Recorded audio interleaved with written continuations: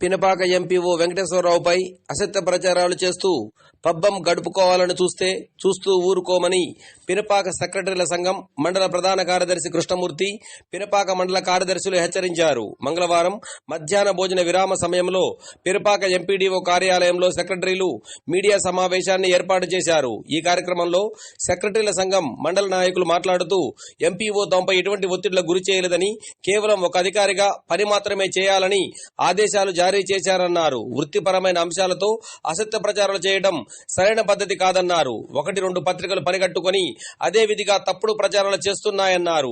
పత్రికలు నిజాలు రాసి పాత్రికేయ విలువలను కాపాడాలని వారు కోరుకున్నారు. రికార్డుల్లో మెలకువలు తమకు నేర్పారన్నారు. తమపై కోపగించుకున్న ఒక ఉపాధ్యాయుడు విద్యార్థుల మాత్రమే సెక్రటరీలకు తమకు తెలియజేశారన్నారు. ఎంపీపై వచ్చిన అసత్య ప్రచారాన్ని ముక్త కంఠంతో ఖండిస్తున్నామని తెలియజేశారు. పత్రికల పేరుతో తమ వద్ద డబ్బులు వసూలు చేయడంలో ఎటువంటి నిజం లేదన్నారు. ఆధారం లేని వార్తలు రాసి తమను ఇబ్బంది పెట్టవద్దని, ఇలా చేస్తే చట్టపరమైన చర్యలు తీసుకుంటామని హెచ్చరించారు. ఈ కార్యక్రమంలో 23 గ్రామ పంచాయతీ సెక్రటరీలు జయపాల్ రెడ్డి, ఉమామహేశ్వరరావు, సాయి, నాగిని, అరుణశ్రీ, సాంబశివరావు, జ్యోతి, ఆదినారాయణ, పద్మ, సావిత్రి, ప్రశాంతి, చంద్రకుమార్ తదితరులు పాల్గొన్నారు.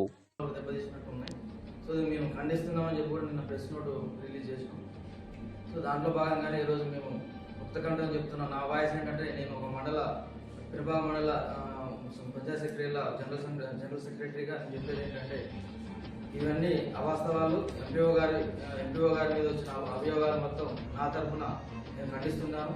నాకు కానీ, నా మండలంలో కానీ, నా పంచాయతీ తరఫున నాకు కానీ ఎలాంటి ఇబ్బందులు లేవు సార్ ద్వారా. సో మేమందరం ఫ్రెండ్లీగా ఉంటాం.